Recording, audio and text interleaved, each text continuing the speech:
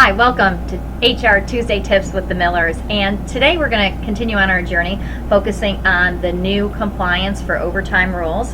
And today we're actually going to be focusing on what we need to do as far as the reclassification if we're going from an exempt to non-exempt status. So what are the things that we need to consider and take a look at? So Janine, I know you've been working with a lot of your clients, and so let's take a look at what do you need to look at and consider if you're going to use this as one of your strategies. Okay, yes, there's a lot of changes actually in terms, there's psychological as well as practical changes. When somebody's going from that exempt status, a lot of things go through their minds. The psychological ones I won't necessarily cover right now, although they are significant, they need to be considered. There are practical things that you need to look at. So if you have benefits that are based on classification, PTO time, that's based on classification, any policies related to the wage and hour laws that you have, and I'm sure you have them in your handbook, meal and break time, these are people that aren't used to this. So you're going to have to kind of educate them on how that all works, on how a tighter schedule flows and what they're expected to do. Travel time's another one. That's a big one. You know, a lot of my clients have employees that travel and they're like, what time is compensable? Well, you need to look at the policies related to that. I can't get into it all right here, but you have to understand that there are certain times that as they're traveling and those kinds of things, that is all going to be trackable, compensable time. Again, I talked about it before in the last session, use of email or any mobile devices related to their work, all compensable time. The timekeeping, I can't stress enough. Be sure you have very good systems.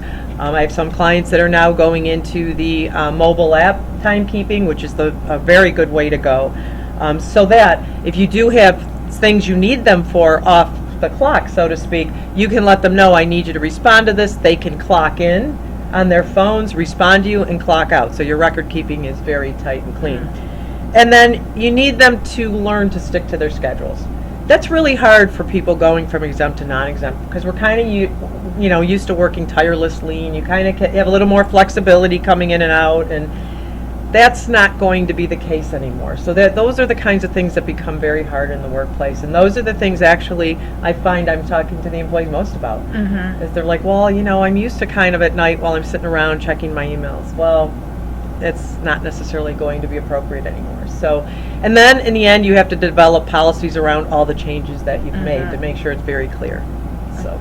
Okay, lots of information that you need to make sure you're paying attention to.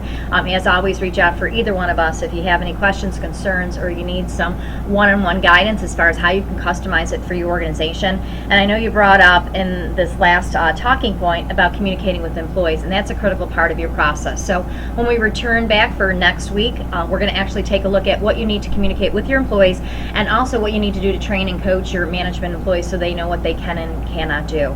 So thank you so much for joining us here today. I'm Lori Miller. And I'm Janine Miller. Sit back, relax, we got this.